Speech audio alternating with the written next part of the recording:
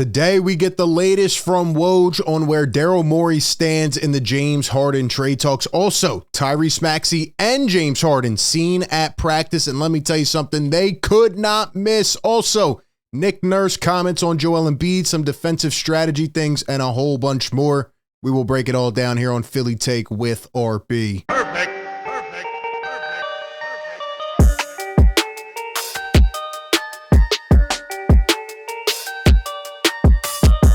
What is up, everybody? RB here. Welcome into the show. Drop a like, drop a comment, subscribe, ring the bell. Don't miss any of the coverage. We are bringing you daily Sixers NBA content, man. This is the place to get your news. We're going to be doing these videos. We're going to get back to the live stream, play-by-play, watch parties, post-game stuff. We have all of it covered and some really big plans in store. So I appreciate everybody out there. I see all the comments that you drop down below. And speaking of comments, drop one right now. I want to know, is Daryl Morey in over his head? Are the Sixers really going to pull anything back in a trade? I've been asking this a while now, but we're getting close to the season, 2 weeks away. Do you think a trade will actually happen? Can the Sixers actually flip James Harden, maybe get some assets and go get a big haul for an all-star or something? Give me your thoughts down below. Before we jump into the madness today, I got to give a shout out to our sponsor here of today's show, BetUS. You guys got to check out BetUS, man. You can get a 125% sign-up bonus just by clicking the link down in the description. I'm really cool with the guys over there. I've been working with them. I use them myself. And for example, tonight, one thing that you can absolutely hit on right now, if you're a Phillies fan out there and you think they're going to end the Braves tonight, right? It's not just basketball. You got football, basketball, baseball, golf, hockey, WNBA. You can bet on anything. They have really special, unique bets. They're reliable, they're secure, and they have great communication. And yeah, I mean, the Phillies are an underdog right now. I'd go take them right now. I already did. Or, for example, you can look at basketball, say, and look, man, they got all these different categories that you can take a look at. NBA championship, you can bet on the preseason, the divisions. You can even bet on the in-season tournament already, regular season wins, awards, etc. They have a bunch of bets that you can go check out on BetUS. And again, if you click the link down in the description, you can get a 125% sign-up bonus. So go check out BetUS, and why not go win big tonight as the Phillies hopefully try to wrap up that series. All right, man, let's jump into it. So James Harden, Daryl Morey, still a thing. October 12th. Did we think we'd be here? Probably not, but we are. And we got the latest update today from Adrian Wojnarowski. Shout out to Philly Sixers Galaxy putting this on Twitter. By the way, I know there's people that watch these, videos or listen in, right? Even if you're on a podcasting platform and you can't see what's going on, at least drop a little rate and subscribe, man. Help out the show. But anyway, Daryl Morey's motivation during trade conversations for James Harden remains flipping incoming assets from the LA Clippers for a, quote, all-star level guard. No surprise, right? That's what Daryl Morey has said this entire time. He's not willing to take a step back. They're trying to compete this year. They feel they have the other pieces in place, the other puzzle pieces to go out there and contend and win a title, and they're trying to get an all-star level guard. So if James Harden cannot get them picks back to warrant that, he's not getting traded. And that means James is going to have to make a very interesting decision. In addition to that, Woj says that the Clippers have spent the last couple weeks talking to teams around the league about their own 2028 unprotected first-round pick.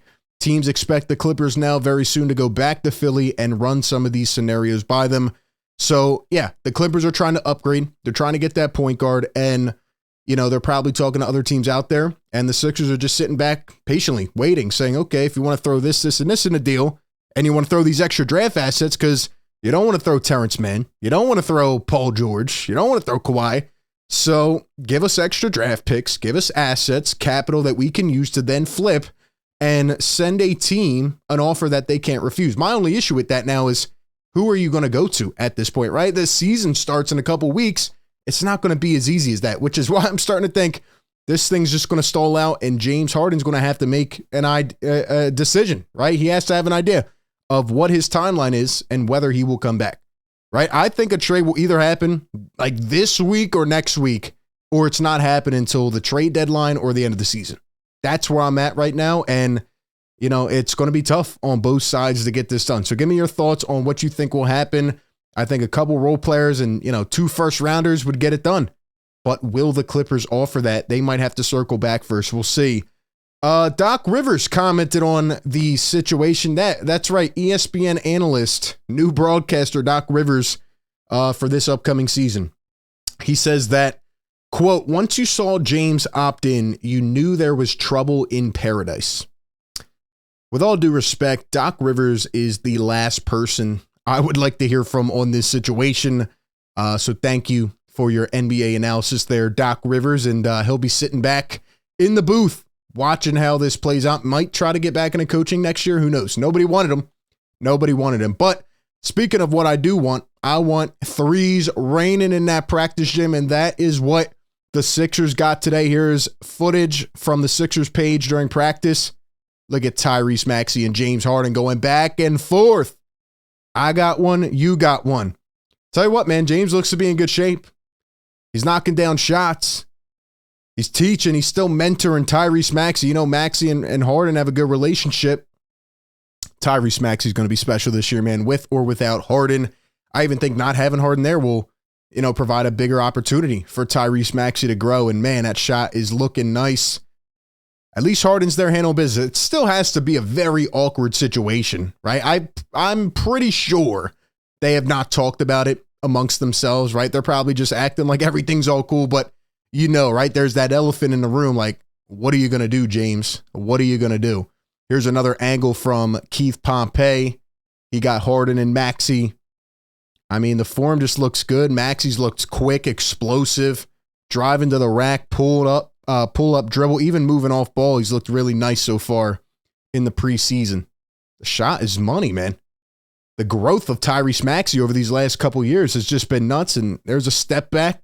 Harden kind of relinquishing duties to that step back, kind of just passing it on to Tyrese Maxey. Obviously, Harden's always going to have the step back, but man, he's really taught Maxey kind of how to be a crafty ball handler and just how to knock down some of these shots. So it's been good. It's been a good impact so far, but that's what we got right now, man. We're just getting these little practice footage videos of them just shooting around. I would like to get more of an extended practice footage where we can see the kind of drills they're going through, but haven't got that yet. But speaking of practice, Nick Nurse talked about Joel Embiid. Has not played in a preseason game yet. He talked about an update on where he's at health-wise, etc. Let's take a listen. He's been, again, getting used to a little bit of this reading stuff that we're all talking about. He likes it. I think he feels like he has a good understanding of which direction things should go, or being able to mix things up. Again, a little bit of unpredictability on that for him. And again, we've done some of the things that he's really good at too, which is pounded inside to him. And he looked awesome out there today. He's getting there in shape. He looks really good. I think that's such an important part of this season will just be the usage rate and how Nick Nurse kind of styles this offense, because even with how massive Joel Embiid has been the past couple of years, with how phenomenal and just starstruck we are watching Joel Embiid, the fact of the matter is back in 2021, he spent literally half a season when Ben Simmons sat out. And I remember games where Joel had to go for 40 against the Magic, against the Hornets, just to get a win. And that takes a toll. That taxes the body. And that's kind of how it's been the last year and a half. And then James Harden came along and there's been back and forth. But, Joel has always had the ball in his hands so much. So I think he'll still have, portions of the game where he's going to dominate down low. And if there's a matchup, they're going to expose it. But there's going to be other things ran in this offense. And it's just going to look more natural, right? Maxi moving around and even Kelly Oubre spotting up, and Tobias is probably going to work the mid-range game, et cetera, et cetera. And I do have one play just to pull up here that I went back and watched from last night, and it's just an epitome of what I expect to see. And it's just beautiful. It's nice to see the Sixers play a little bit different like this. Here is an action with Paul Reed.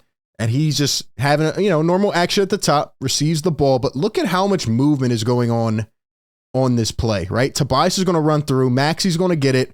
Reed sets a screen. But at the same time, look at the far corner. Oubre is going to come in and set one. Tobias is going to roll out to the wing. And Melton goes to the opposite corner.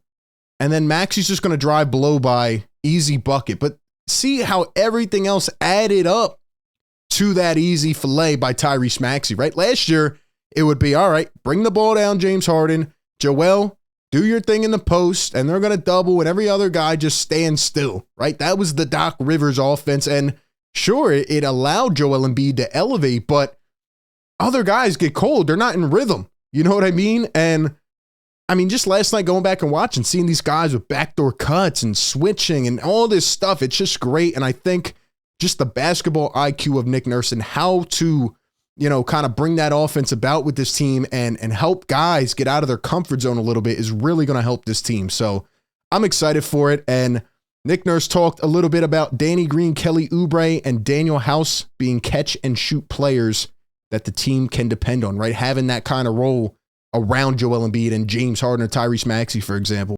Nick Nurse also talked about last night with the Sixers not picking up pre-switches on defense quick enough.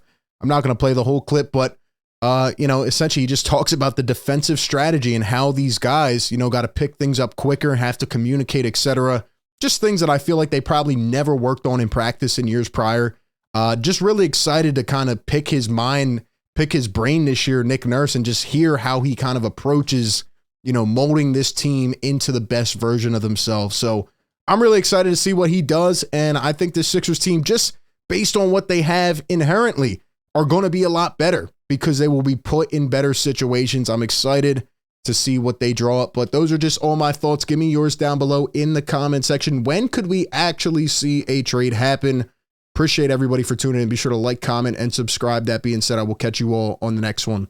Peace.